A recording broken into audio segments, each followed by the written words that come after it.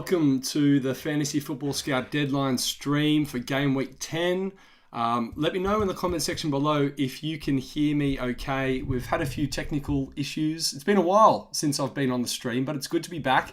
I am FPL Inzaghi, Ryan, that's my first name, and I'm joined by Linn and Hindu Monkey. They are here to talk us through their teams and answer all of your burning questions ahead of the deadline. So Linn, let's start with you. How are you doing ahead of Game Week 10? I've done a mini wild card this week. I've taken minus 12 in hits. Whoa. So, yeah, that happened. Whoa. And to top it off, I still own Mitrovic. Okay, so you have taken a minus 12 and you still own Mitrovic. This is going to be exciting. I'm very keen to see your team reveal in just a moment. Hindu Monkey, are you on a minus 12? I'm not. I have utilised my one free transfer like a normal person. Good stuff, good stuff. How are you feeling ahead of Game Week 10? Are you feeling confident, Monkey? Not even slightly. Mainly off the back of a wretched week last week where I didn't captain Haaland, so I've at least changed that this week. But he's the only City player I own, and I expect Southampton to be truly annihilated this afternoon. So I'll be steering clear of that match, I think, and watching the Bournemouth Leicester game, and then nervously checking the score kind of later on, I think, to see how bad the damage is. Yeah, it doesn't feel like a captain Haaland is enough in that game. I've only got two City players and I'm very scared of KDB and Foden destroying my rank. You are captaining Haaland this week, I imagine. Linn, did you captain Haaland last week for his monster haul? I did. Okay, good stuff, good stuff. It was a case of make or break, I think, last week, whether you captain Haaland or not. But look, before we have a look at the teams, everyone in the chat, so great that you're here. If you could drop a like on the video and subscribe to Fantasy Football Scout if you haven't done so already. And let's get straight into it. Linn, we're going to start with your team. So, Linn, we've got your team up on the screen. If you wouldn't mind running through the players that you've got in your team, and then we'll try and keep up. And you're going to talk us through the minus 12. Who left the team and who's come in? First off, I've got Sanchez in goal against Tottenham. I'm not expecting too much, but yeah, that is what it is. And then I'm playing Cucurella, Trent, and James. I'm not sure Cucurella will start, but hopefully he can come on and maybe get an assist or something. That would be absolutely lovely. And in midfield, I've got Maddison, Martinelli, Zaha, and Trossard. And my strikers are Mitrovic, Haaland, and Kane. On my bench, I've got Andreas first sub, Neco Williams, and Dunk third. And to the transfers. So I had a bit of a meltdown, and I've been having 3 Liverpool players since I wildcarded in Game Week 4, and I'm just fed up with it. As a Liverpool supporter as well, it just hurts too much when they don't do well in fantasy and don't do well on the pitch. So Diaz out for Maddison, Salah out for Trossard. Then I also, while I was at it, I got Tony out for Kane and Zinchenko out for James. Okay. Yeah. I mean, you don't have to talk to me about seeing your team suffer on the field and, you know, they're seeing their fantasy assets suffer. I'm a United fan, as you can see in the background.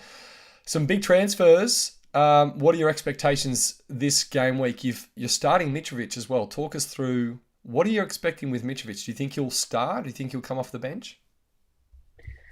Well, I hope he starts, but if he doesn't, then, I mean, he could get a return even if he just gets 20 minutes. I think it's worth it. And if not, Andreas comes on, and yeah, that'll be good enough as well. Solid 2 points from Andreas there. So. Yeah. But maybe, you don't He's know. back on set pieces now. He's back on goal. set pieces. Williams injured, so there's a chance he might turn that 2 into 3. Is he injured? Yeah. Fair enough. Yeah. And you've got he might turn 2 into 3. The double Chelsea defence. This is the week to have double Chelsea defence, I think. Yeah, I'm not too happy about it, but I really wanted James, and I just couldn't get rid of Cucurella this week. Zinchenko had to go Game Week 12 and everything. Yeah.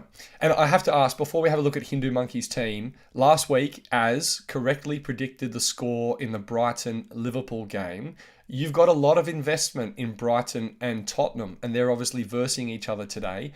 Give us a prediction. What do you think the score will be, and how do you think your FPL assets will go in that match?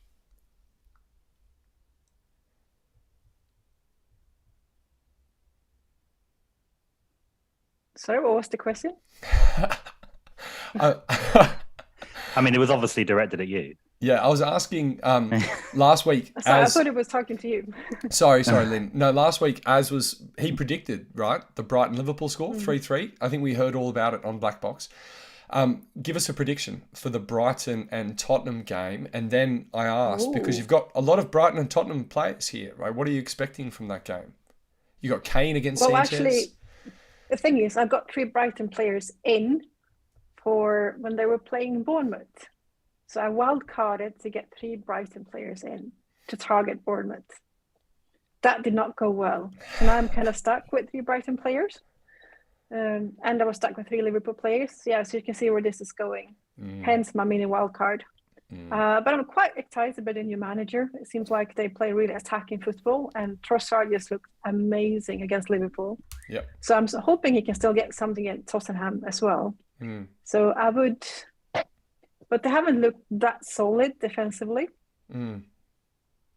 So I'm thinking it's going to be quite a few goals. I'm hoping 2-3 to Brighton, but it could just as well be 3-2 to Tottenham. Yeah, predicting goals. Dawson in the chat is predicting a draw between Tottenham and Brighton. I think there will be goals. So hopefully for your sake, Lynn, we see some goals from Trossard, Kane, maybe a penalty save from Sanchez. But let's have a look at Hindu Monkey's team. You haven't taken a -12. You've made the much more sensible move of just using the 1 free transfer. I think this team looks pretty template though, Monkey. What are your thoughts on it?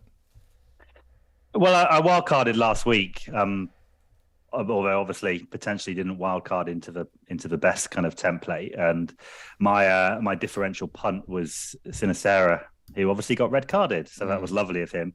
So he's been replaced for Trossard to have some investment in that kind of Brighton fixture later. I don't particularly think the evening's game will be high scoring. Personally, I'd be predicting that as a 1-1 draw, but Trossard is there more to take advantage of that Gameweek 12 fixture home to Nottingham Forest, where I think is a good captain option. So apart from that, the main core, James, Trippier, Maddison, Martinelli, Haaland, and kind of Solanke are kind of there. I think I'm not comfortable owning double Liverpool. I think Arsenal will beat them quite comfortably tomorrow. We'll be delighted to hear, Lynn. But you never know. Obviously, Trent, Salah, as we saw in midweek in Europe, can score from a set piece at any point. Slightly disappointed that they obviously did that in Europe, not saving it for the Premier League, but hopefully they can replicate it. And then I've decided to play Diego Dallo over Mitrovic, who I've benched, which was my other kind of main decision this week. I don't, the type of manager I am, I never want to play a player unless I'm pretty certain they're going to start. I know 20-minute hat-tricks can happen, as Son proved, but they're incredibly rare, and they're even rarer for non-premium players. And I'd much rather have a chance of a guy who I know is going to play 90 minutes than someone who is probably at best going to play kind of 20. So I can see why others kind of might want to do it, but for me, I'm happier playing Dallo. Mitrovic is actually second on my bench because I got a guy, the Crystal Palace defender, who's first on my bench as well. So and then Jose Sarr in goal against Chelsea. So I'm hoping for a 0-0 in that fixture, which I'm sure Linn will probably take as well, a double Chelsea defence. So I think both of you would be happy with that result. Interesting, Linn, you are starting Mitrovic. Hindu Monkey, you've benched Mitrovic, and I'll show you what I've done with Mitrovic in just a moment. And you've both kind of argued as to the reasons why. If managers are selling Mitrovic, do you think that Solanke is the answer, or do you think he's the forward that you would replace Mitrovic with? Of course. He is quite clearly the best pound for pound cheap option. I think the thing with Solanke is you've got to be upgrading somewhere else. I think there are better players I'd be quite tempted by Danny Welbeck if I didn't have any other fires to put out, again because of his game week 12 fixture. Likes a big game as well. I could see him chipping in with a return against Spurs. So I think Welbeck if I was looking for something like for like. But to be honest, I'd question anyone removing Mitrovic because his manager has said it's not serious. They've got Bournemouth at home next. So I do think it's a strange tactic to remove him personally, unless you're doing it to go all the way down to someone like a Solanke and then you're upgrading someone who you really want this week, say, getting to a Foden or a KDB or something like that, then I can see the logic for it. Yeah, it looks like the chat agrees with you as well. Holding on to Mitrovic seems to be the play. Let's have a quick look at my team as we come up to deadline. I haven't made any transfers. I'm rolling my free transfer. I've got Pope in goals, Cancelo, Trippier, James, and I've got James Justin coming in off the bench in place of Mitrovic. In midfield, I've got Zaha, Salah, Martinelli, and Maddison, and then up front, Haaland, captain, and Tony. I've got Mitrovic there on the bench. I have switched him around, and I've got Neco Williams as first sub, just in case any of my first 11 misses out. Aston Villa and Gerrard, they're just not offering anything in an attacking sense right now. So if Nottingham Forest are ever going to keep a clean sheet at home against Villa, a toothless Villa might be the time to do so. The main concern for me is no third City player. I would love to have KDB or Foden. And I'm praying that Salah can match or outscore KDB because I think that Southampton at home fixture, it could be an absolute monster haul for KDB. And last week I sold KDB for Salah, and I'm kind of, hindsight now, I kind of wish that I didn't make that move until game week 12. But one of the benefits of having Salah now, and I just have to accept this, is that the managers who still have KDB, they're going to have to make a transfer, to Salah or whoever it might be ahead of game week 12, preparing for that blank. I've made that transfer now. That might enable me to get one step ahead. So, I've got Zaha, I've got Maddison. Maybe it enables me to get, a different player in 12 that those managers aren't able to get to. So, yeah, that's me. Any questions on my team? No, I don't think so. I think, like you say, it's relative. I'm in the same boat with Salah myself. I don't like it. I took out KDB for Salah on wildcard. And obviously that was a disastrous move last week, specifically because if I hadn't done it, I obviously would have captained Haaland. So, the swing was absolutely enormous. I really wanted Salah for that Brighton game. I just, I just keep thinking Liverpool have to kind of kick on at some point, but which is why I think the Arsenal game is so pivotal for them. I think if they lose against Arsenal, then they'd go into that City game without a prayer, realistically. Yeah. And, I think that's kind of season over, obviously, in terms of the title of it isn't already. But, I don't know. Klopp's obviously done a bit of a tactical reshuffle, kind of move positions around, worked okay in Europe. But, Rangers are not Arsenal. And they're certainly not Man City. So we'll see. As a fan, Linn, away from FPL, well, what's your take on Salah's form and particularly how he seems to have kind of stopped becoming quite so selfish, which was obviously a great mindset from FPL. I mean, the only thing that's changed is Mane, and has this really been is he that big a loss to you? Well, he's obviously a big loss, but I think it's more that's going on than just losing Mane. I think we're missing that engine in the midfield we've had, like that power. I don't know, we seem to be lacking in midfield for some reason. Just to strive to go forward. It's not there like it used to be. The heavy metal rock is now a pop song. And nice. I kind of hope Fabinho is certainly off form. Fabinho is struggling, and you need him back to. Thiago has been excellent, one of our best players. But he's struggling with injuries here and there, I just want to respond to a question in the chat. Az has asked me a question, and then what we're going to do for the last couple of minutes before deadline, we're just going to throw to the questions in the chat. Az has asked, what would it take for me to get rid of Salah? And it hints on what you've just said, Linn and Hindu Monkey. This change in formation, if it looks like Klopp is going to persist with this 4-2-3-1 and it's going to push Salah out wide, then I will contemplate moving him down to an 8 million midfielder and just kind of going with the one premium, because it's not so much about I guess half the answer is what's Salah doing, but it's also what's Haaland doing. And if we're going to perma captain Haaland, then obviously having a second premium, the kind of benefit of that is significantly reduced if you're not going to captain them. But for the last couple of minutes, let's have some questions in the chat. We've only got about 3 minutes to deadline. So Linn and Hindu Monkey, just want to make sure that you've locked your captain away, that your team has been saved, that you've hit that save button. You don't want to get stung like that. Ross Ford, he's asking, Linn, thoughts on Haaland triple captain this week?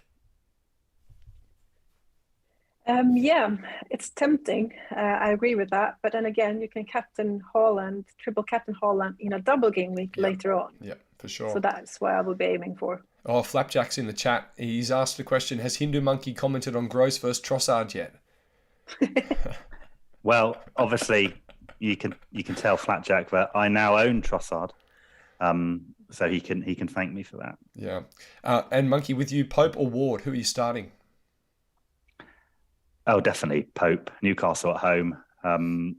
Ward, Danny Ward should never have kept a clean sheet on Monday. I don't believe he'll keep a clean sheet again. It was so lucky.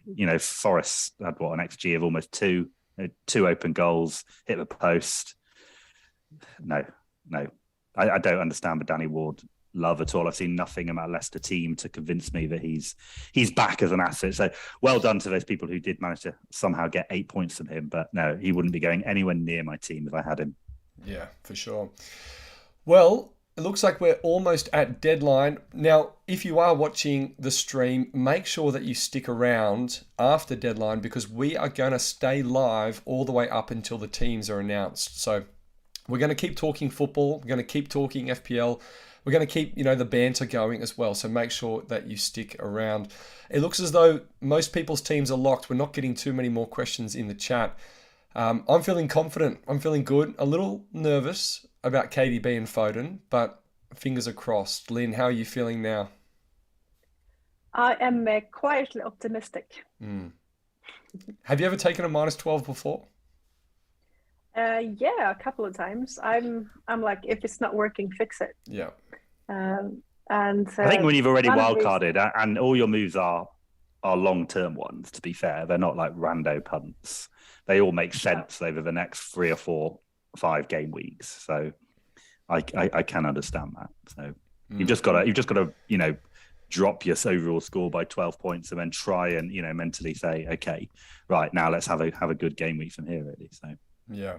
Exactly. So it's part of I just want FPL to be fun again because I've had a couple of game weeks now when I'm like, yeah, of course that didn't work out. I don't have the right players. I wish I had that player.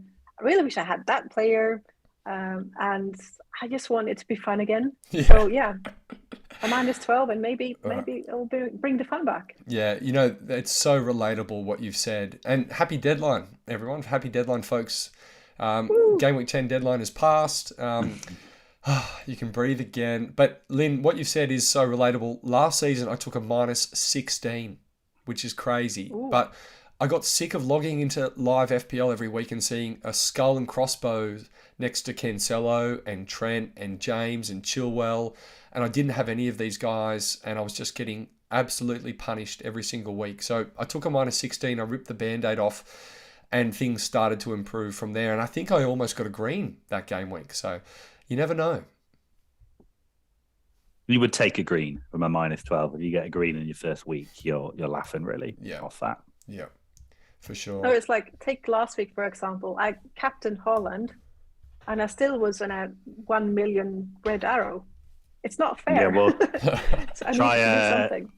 Try not captaining, mate, and then take a look at your red arrow. How much did it hurt, Monkey? What was your red arrow last week? It doubled my rank. But I did actually claw quite a lot back. It was tripled at one point, but thankfully I owned Maddison, who obviously went, kind of ballistic in that final fixture. So he repaired a lot of the damage. To be honest, I wasn't annoyed by Haaland because it was a decision into, I knew the risk. I wanted to captain Salah. I didn't expect the Manchester derby to be a 9-goal thriller by any stretch of imagination. I thought City obviously have that in their locker, but it was a ridiculous basketball game of a match. There you go. And the thing about Haaland is he's so talismanic in this City team. You can't you can't imagine him, as in what happened to Salah in that kind of Bournemouth 9-0 match, whereby, he's very uninvolved. I know, again, ironically, also against Bournemouth, he only got that assist, but that's been the only time really. Other than that, he's hogging 60-70% of returns.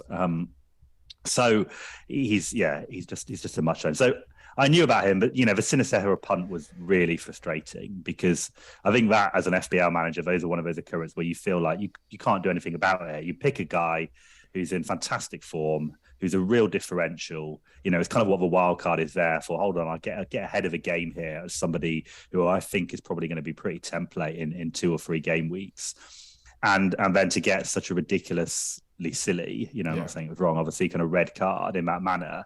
It just makes you look like such an idiot, and it makes you feel so rubbish as an FPL manager. So that hurt, a lot more than the Haaland captaincy. Even though realistically, I probably would have had a Zaha figure, and it only cost me 4 points. But because he blanked as well, it was just a bit frustrating. So that position's been a problem position for me all season. The 2 problem positions have been captain, because I keep captaining Salah like an absolute knob, which I'm finally correcting this week. And that kind of 4th kind of differential kind of midfielder kind of spot, I've just not got it right. Obviously, I started with Joel Linton, which I admit was a bit of a punt. And then I gravitated to, I had Kulusevski there for a while, just as he got dropped. Then, I've played around with a couple of others, and it's just not worked. So let's see what Trossard can do in that role. Not a player I have a great track record with, but someone's got to stop this Brighton bandwagon, so it may as well be me. Yeah, well, not many do have a great record with Trossard. He seems to be one of those players that has trolled us in the past, but this season maybe he's turned a corner. But you raise a really interesting point in that so many of our teams, we have 7 or 8 of the same players. Everyone's got Cancelo, James, you've got Martinelli, you've got Haaland. You're relying on only 3 or 4 players every single game week. And if one of those players is Sinisterra, who goes and gets a silly red card, that's really going to hurt, because that same week, someone else has got Bowen to your Sinisterra, and Bowen goes and gets Foden. Or Foden gets a 14 or 19 pointer. And that's the same with captaincy. Captaincy's taken out of the equation. You strip all of these things out of your FPL score every single week, and you're relying on fewer and fewer things. And at the moment, I look around at my team, I've got the double Newcastle clean sheet. Maybe that's an advantage, but everyone's got at least one. I've got James Justin there. I'm relying on him. And Linn, you've got a couple of differentials as well. You really need your differentials to come through for you. But I just want to mention something that Az has said in the chat. We spoke before. Linn, you've started Mitrovic. Monkey, you've benched him. Az doesn't know what he's done. It's a minute before the deadline, he put Mitrovic back into his team. He was playing around with his bench. He put Mitrovic back into his team, maybe influenced by something you said, Linn. And then he tried to take Mitrovic back out, but the site was updating, and he's not sure whether it's gone through and saved. So he's going to find out in half an hour or so whether he's starting Mitrovic. I just feel that people should be doing these things prior to 60 seconds before the deadline. Oh, it's big. Particularly experienced FPL managers like Az. Oh, well, this is going to go back and forth. Az has got a few things to say to you in the chat there, Monkey, as well. But can't wait. Linn, I wanted to ask you a question, because we were talking about Haaland, and obviously City have the blank in game week 12. A few managers, including FPL Salah, right, the great Abdul, he's contemplating doing the Haaland hokey cokey, right? So this week he's come out and said that he's contemplating selling Haaland for Kane, and then captaining Kane in 11 versus Everton, and then obviously having Kane when Haaland blanks in 12, and then going back to Haaland. What are your thoughts on the Haaland hokey cokey? I'm not a big fan. I think it could affect your team value a bit too much, and suddenly you can't afford one or the other. Just stick them both in if you really want them both. And then you can also swap to captaincy if you believe in one more than the other that week. Yeah, it's difficult to get both in if you've got obviously Salah or KDB in midfield, but some managers are set up like that from the wild card. So I think you make a good point. Losing budget, losing the team value could really hurt. What are your thoughts on the Haaland hokey cokey, Monkey? No. I just, I suppose if you've got no other fives to put out and you've just bought him, I can't see him dropping by more than 0.1. So no, it's not for me personally. And I think there are better, captain options. Don't Spurs have us, don't they? I believe, or is it? Yeah, as in when you say us, you mean United. Yep. Yeah. Man United, Spurs. So, where else are you going for that? Really, and don't say Darwin Núñez. So, yeah, that's a no for me. Interestingly, we've just had confirmation on Twitter from Simon Bajkowski, who's the chief Manchester City journalist, that Riyad Mahrez starts this afternoon. So that's confirmed. That's not Boona. Just want to make that absolutely clear. Wow. That is an official source, which suggests that one of Foden or Grealish misses out.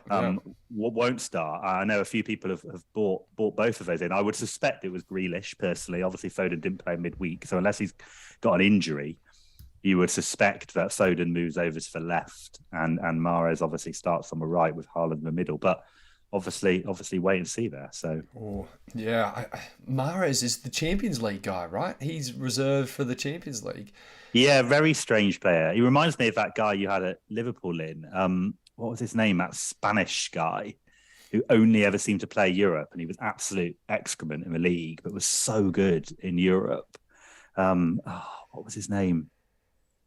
Someone else. Someone might in the chat. People in the chat. They always come with the rescue.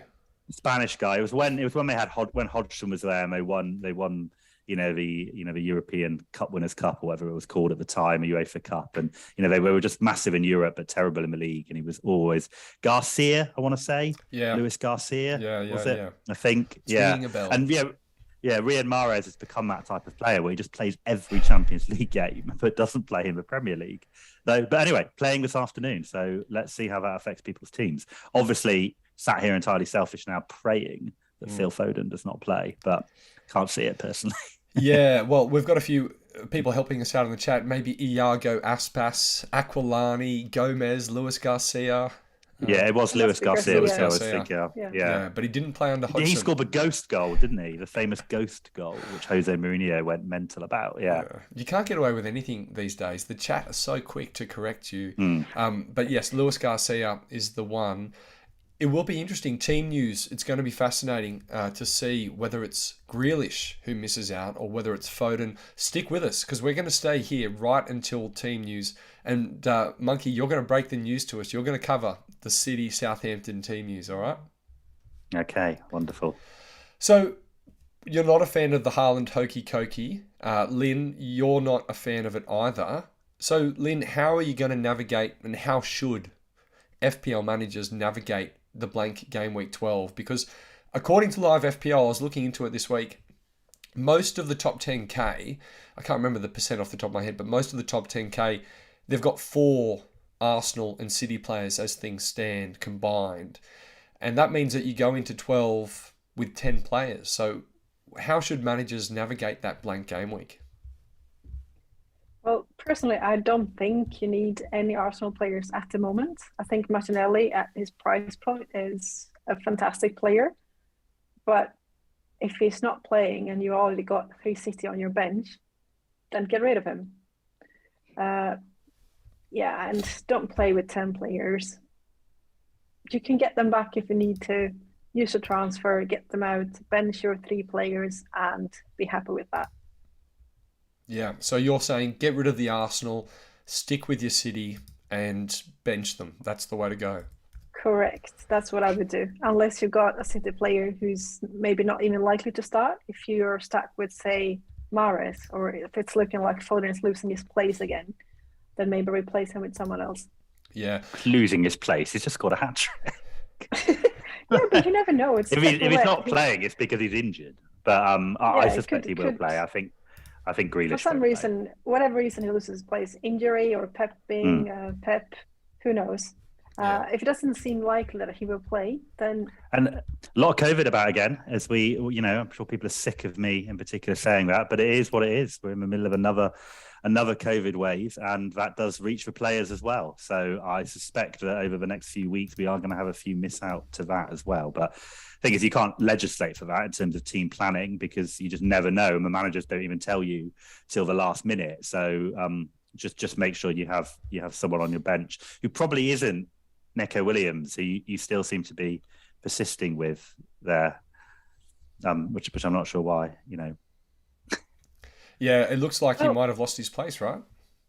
Yeah, I think so. Well, I thought Aurier did well when he came on. Yeah, to be fair, but I can't. Can we just Forrest? Just what's your take on the strange decision to not sack Steve Cooper and instead reward him with a new 3-year contract? Yeah, what do you think, Linn? I was surprised, as most people were. I am not entirely sure what's going on, but I'm guessing they've had some really good talks and sorted things out. And it's going to be interesting to see what happens now. Does this mean he's got a bigger budget to go all in the January transfer window? What does this mean? I have absolutely no idea. Yeah, well, it's obvious he's not been backed by the board, right? He hasn't been able to buy the players he wants. No, I think I jest, of course.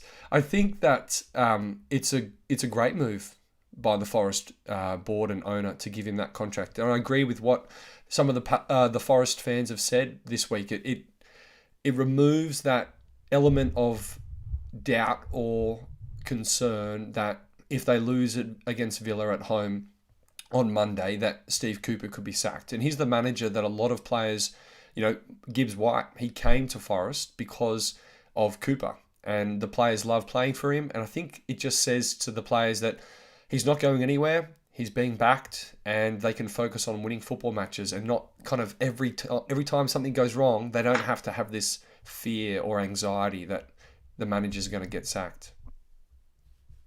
Yep. Yeah.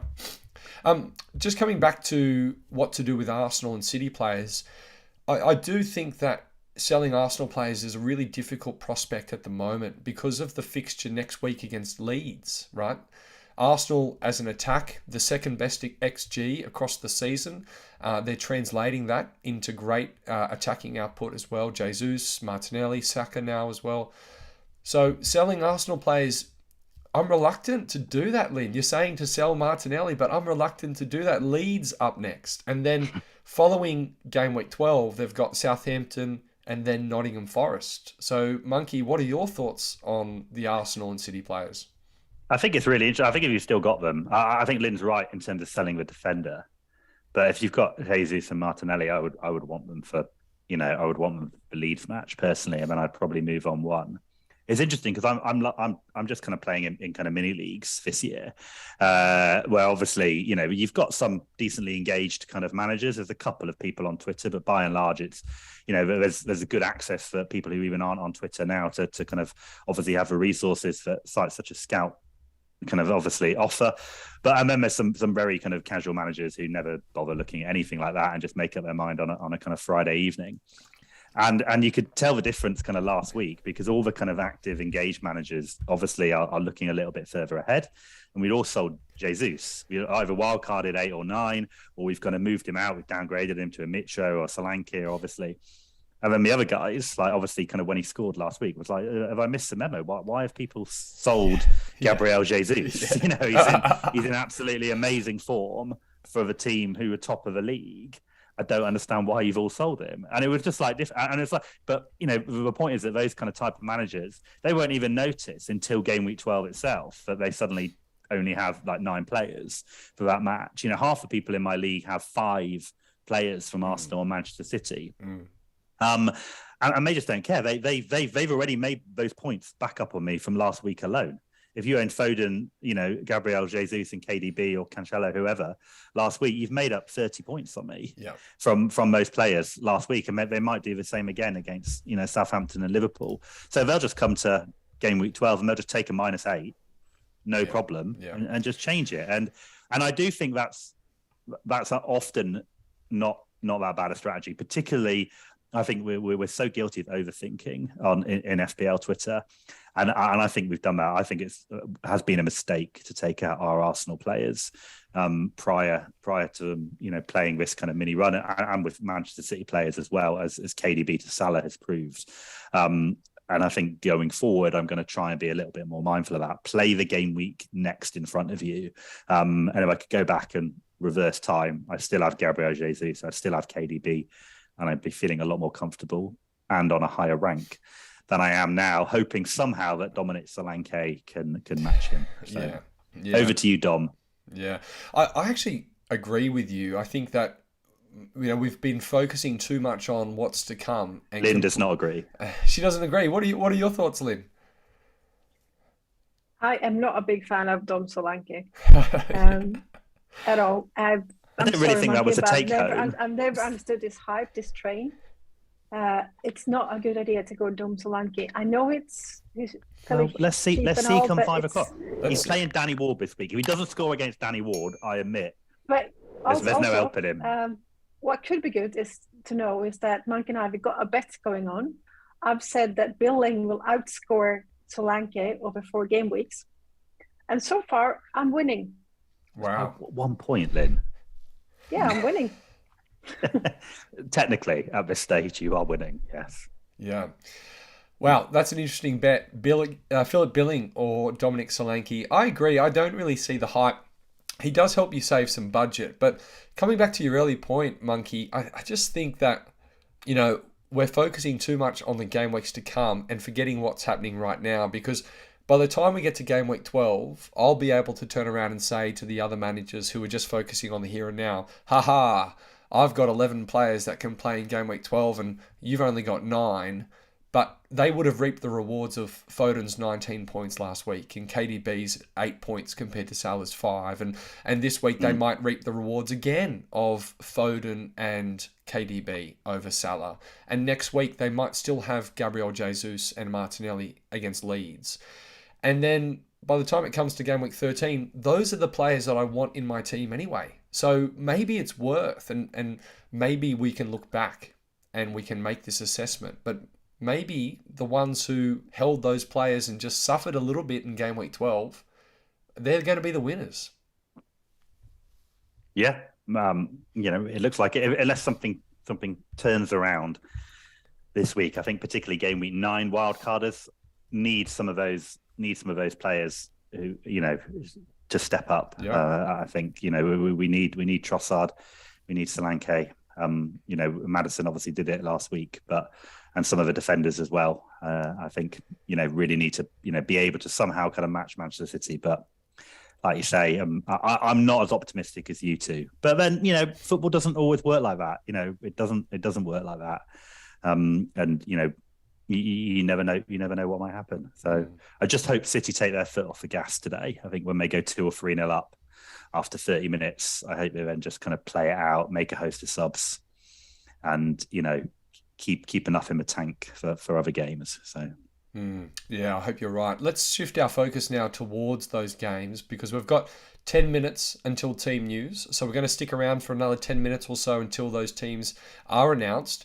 If you are watching in the chat, make sure you drop a like on the video and subscribe if you haven't done so. Fantasy Football Scout do some fantastic content all throughout the season, so you don't want to miss anything. Hit that subscribe button and vote for them as well as best editorial in the upcoming awards. I'm not fully tracking those awards, to be honest, but definitely go ahead and vote for Fantasy Football Scout, because they are undoubtedly the best in the business. Looking ahead to the fixtures, Linn, in the early kickoff, we've got Bournemouth versus Leicester, Chelsea versus Wolves, Man City versus Southampton, and then Newcastle versus Brentford. Which of those games are you most looking forward to? Well, for me, it's the Chelsea game, because I've got my 2 defenders, and I really, really hope Cucurella can get something as well. But I'm also a bit excited about just watching Potter and what he's going to do with Chelsea now. Can he sort out all the issues they've had? What's going to happen now? How is he going to play? How is he going to set up? It fascinates me a bit, and I'm excited to just see what happens. Another bit of early team news is that Ruben Loftus-Cheek has been confirmed to start Not at right wing back. for Chelsea Not today. at right wing So back, please. No. yeah, I mean he's a centre mid really. I don't really understand what Thomas was doing playing him at right wing back personally. So we'll see. I think it would be, I can't believe that Reece James gets a rest, but you never know. Let's see. I suspect it's some central midfield. But again, another surprise asset playing. Are we, starting to come into the point where rotation is starting to bite?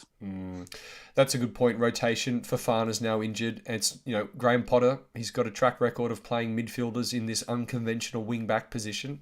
Maybe the trend will continue with Loftus-Cheek. Let's hope not. So, Linn, you're looking forward to the Chelsea-Wolves game. Of course, you've got the double Chelsea defence. I hope they keep a clean sheet for your sake. Monkey, which of those early kickoff matches are you most looking forward to? Definitely the Bournemouth Leicester match. That's the one I'm going to be watching. As I said, I'm going to be avoiding the City game. And I've got defenders in the other matches, so I never like watching my defenders. Bournemouth, Leicester, I've got Solanke and Maddison. So those are the type of games I always want to watch, give them a choice when I've got an attacker from both teams. So because that's the most fun at the end of the day. So every time the ball goes near the box, hopefully I can be a little bit excited. So yeah, I'll be watching that game and obviously hoping that Big Dom rams some of these haters, and some of their words down their throats. So this is his moment. If Danny Ward saves a penalty from him, though, I will be deleting my Twitter account. Yeah, I was going to ask about that. If Big Dom does score a goal, are we going to be seeing Hindu Monkey on Twitter celebrating that? Yes, most certainly you will be. Good stuff. Yeah, I'm a little bit like you both. I'm not really looking forward to the City-Southampton game. All of those early games kick off at 1 a.m. here in Australia. It's almost midnight here. So I've got 3 young kids. Sleep is super important. So I don't even know if I'm going to watch those games live. But it's different. You guys can't fully relate. Maybe I don't know the time difference in Sweden, but it's not as extreme here. But you go to bed and you know that the games are happening. You wake up in the middle of the night and you just so much anxiety to check your phone. And then you look at it and KDB's got a monster haul and then you can't go back to sleep for 3 hours. It's just destroys sleep patterns. But yeah, that City-Southampton game could be a mauling. But I agree with you, Monkey. I'm hoping that if they get 1 or 2 goals, that they start rotating, start making some changes because the Champions League's there. They've got Liverpool the week after, which is, of course, an important game. Yes, massive game. So, yeah, fingers crossed. Yeah, good stuff. As couldn't handle that. Yeah, it's not fun. It's definitely not fun. Yeah, good stuff. All right, so we're almost approaching the team news. We've got a couple of different things dribbling in. Any more early news for us there, Monkey? No, not as yet.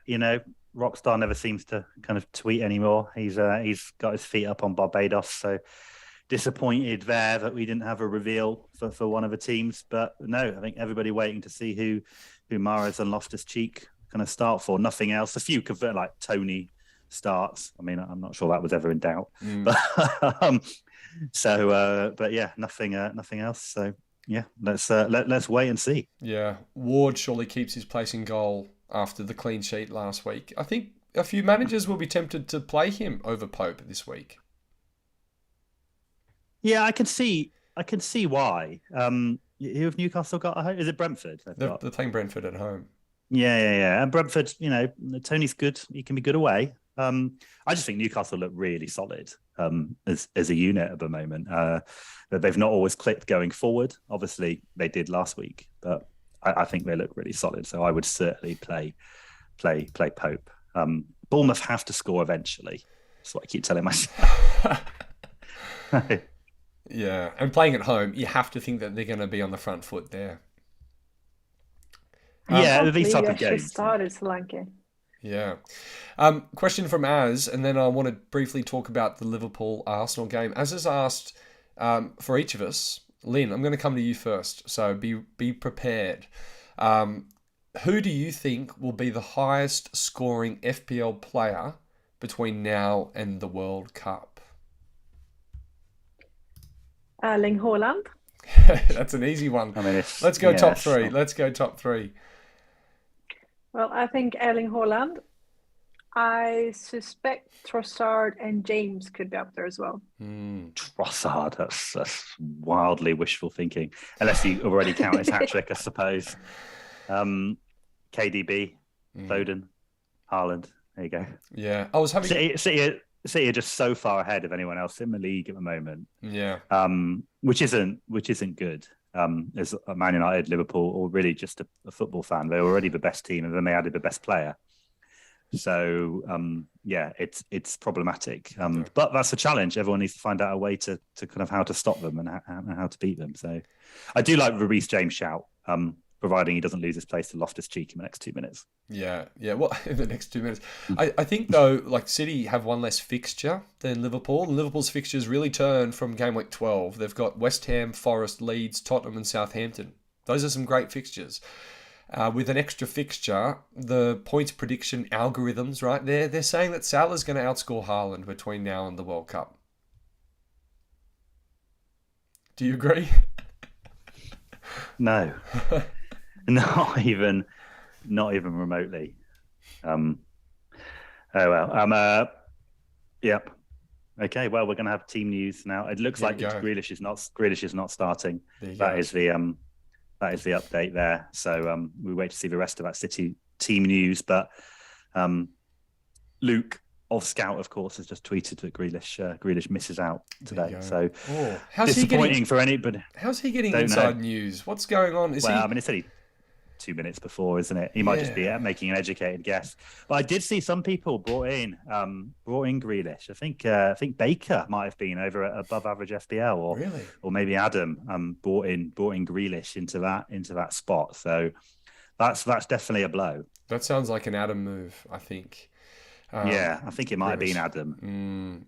But I think Luke's a part of this secret WhatsApp group where he's getting all these early team news. But Linn, can I ask that you cover the Bournemouth-Leicester team news and the Chelsea-Wolves, because you've obviously got a lot of investment there. And then, Monkey, if you could do the City-Southampton, Newcastle-Brentford game, that would be great. All right, so let's get ready for the teams to drop. Of course, one of the best fixtures to look forward to this weekend is Arsenal versus Liverpool. I'm expecting a lot of goals in that game. I think that FPL managers are pretty heavily invested in the attack for both teams. So a high-scoring game would be nice. We can all remember the Arshavin 4. Remember, he celebrates with the 4. Something akin to that would be nice. I think it's going to be a really interesting game, but not just in terms of FPL, but Premier League. As you mentioned before, I think that Liverpool really need to win that match if they're going to stay within touching distance of City. I think it's already an 11-point gap. And if that was to spread to a 14-point gap at this stage of the season, that's extremely ominous for Liverpool. So, we've hit midnight where I am. Team news should be coming in. I can't believe the Chelsea team news. Oh, Over no. to you, Linn. Linn. No. Are they live now? Let me have a look. Oh, my goodness. Reece Oh, my James. God. Oh, no. Okay, so Kepa in goal. Yeah. Aspilicueta, Chalobah, Koulibaly, Cucurella. No James. Oh, no. No James, no Chilwell, no Sterling, no Aubameyang. What is that Chelsea team? So in midfield, Jorginho, Loftus-Cheek, Gallagher, Mount, Havertz, and Pulisic. What is that team? No, Potter. James. Is James on the Potter bench? has arrived. James is on the bench, right? Surely he's on the bench. So that -4 for James. Yeah, James is on the bench, yeah. Oh, Linn, I'm so sorry. No. No. Oh, that's so frustrating. I guess everyone's in the same boat. Do we expect a cameo? Probably not. I'm not sure what Potter's like when it comes to making, fullback defensive substitutions. Potter, rotation. Some big owned players there. Not obviously Reece James, the headline, but Sterling and Aubameyang, who rose in price, massively bought this week. Aubameyang. So yeah, that's gonna annoy a lot of members of the Twitter community. So yeah, They would be enjoy kicking that. off. So that's the Chelsea news. We could probably skip over Wolves. Who's starting up front? Is Diego Costa starting? Diego Costa is starting. Yeah, From he's Costa starting. and Podence. Oh, that's big. That's big. Hoping for some fireworks there. And what about the Bournemouth-Leicester game, Lynn? For Bournemouth, we've got Daka up top, Madison, Barnes, Dewsbury Hall, Sumare, and Tielemans. We've got Ward in goal, Castagnier, Evans, Face, and Justin. Did you say Barnes? Is Barnes starting? Barnes is starting. Yeah, That was Barnes is Leicester, not starting. Bournemouth. But apart from that, Oh, sorry, that was Leicester. Yeah, not Bournemouth. And Solanke's Sorry, benched. Leicester. is that right? Solanke starting, Lou? Solanke is starting, unfortunately, but so is Billing. There's still hope that 1 point lead can be maintained. Okay, so it looks as though there's not any shocks in the Leicester Bournemouth team news. Let's go to City and Southampton, Monkey. Yep. So City, as we said, Grealish misses out. So Mahrez, Foden, Haaland front three, Rodrigo, De Bruyne, and Bernardo behind them. So no Gundogan.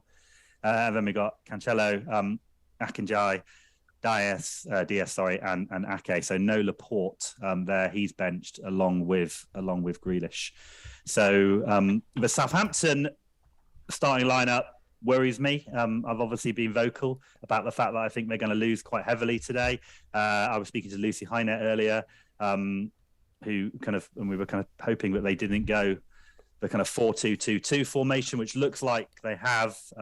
They've got two up front, Adams and Armstrong, and they've got all the double barrels playing in defence. And you know, I'm sorry to say it, but that's a team that looks like it's got 9-0 written all over it. So fingers crossed that is not the case. Fingers crossed that's not the case.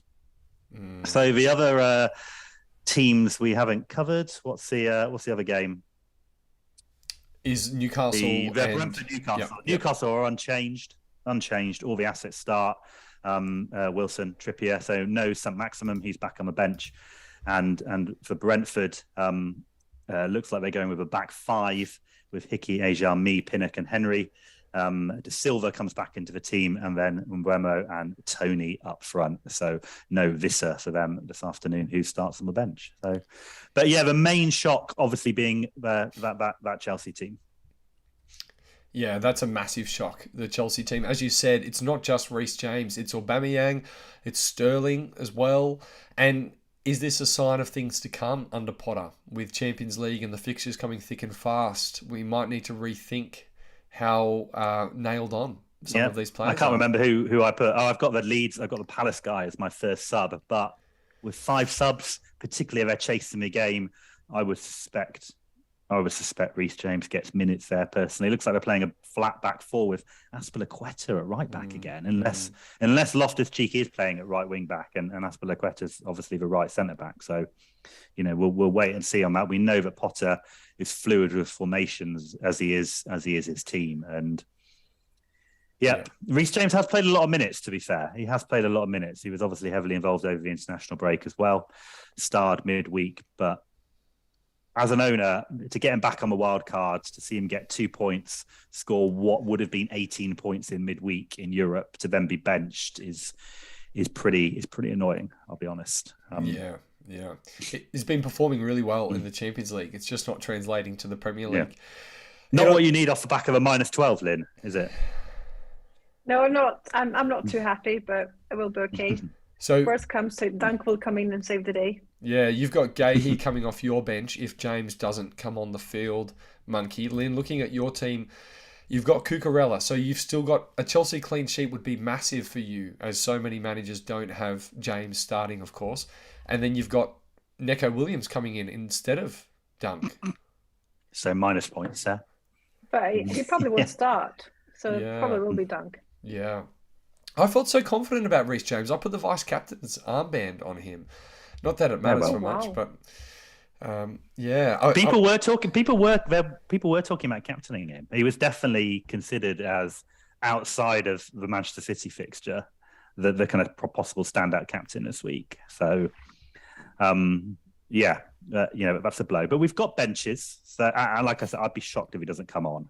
I think can he come on and get an attacking return? That's what you're looking for now. Yeah, for sure.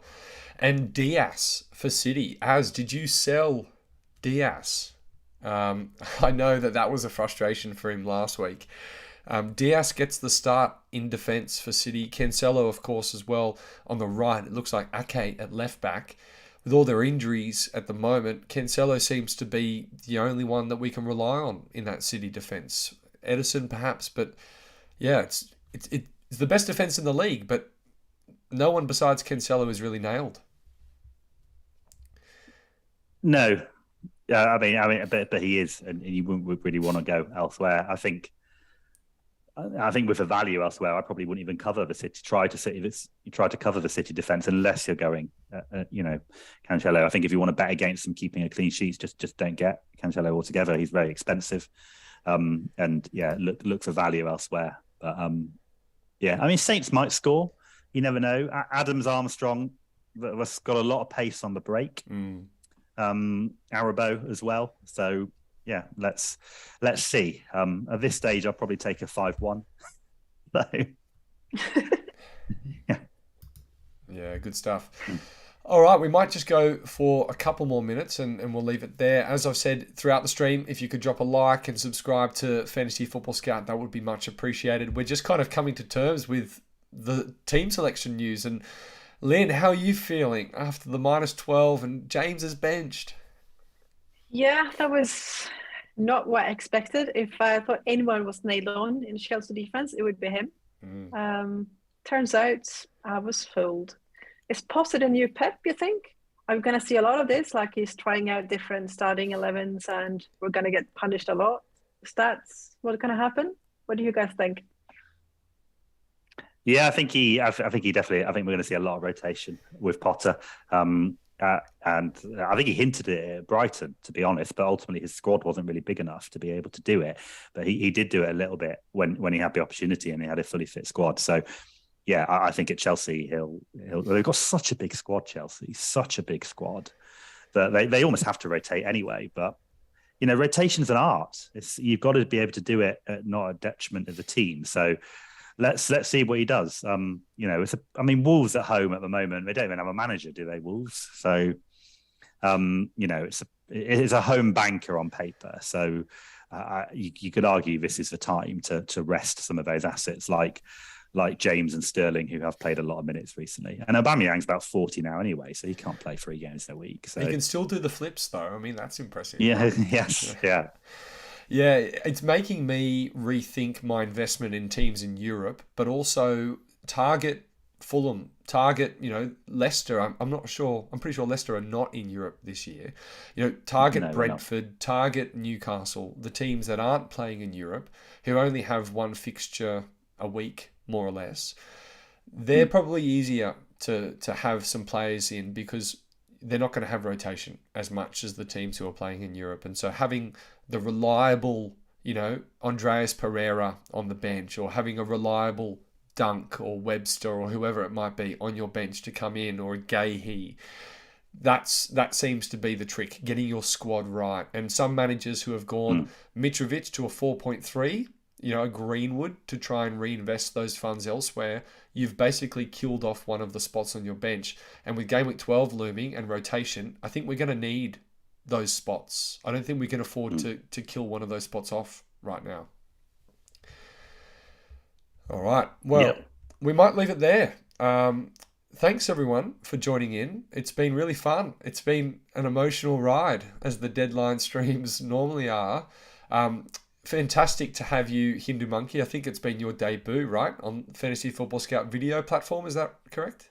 On the video, yes. I appreciate having me on. It's been enjoyable. Yeah, fantastic. And Linn, you're an experienced campaigner, but it's always great to see you here. I hope you've enjoyed it today. And come -12 is always exciting. So thanks for sharing your team with us. Yeah, thanks for having me, and good luck this game week. Hope your arrows are green. Yeah, that's right, but not as green as mine. That's what they're saying. All right. Well, thanks everyone. Take care. All the best for the game week. Thank you. And we'll see you next time. Bye for now. Yeah, see you guys.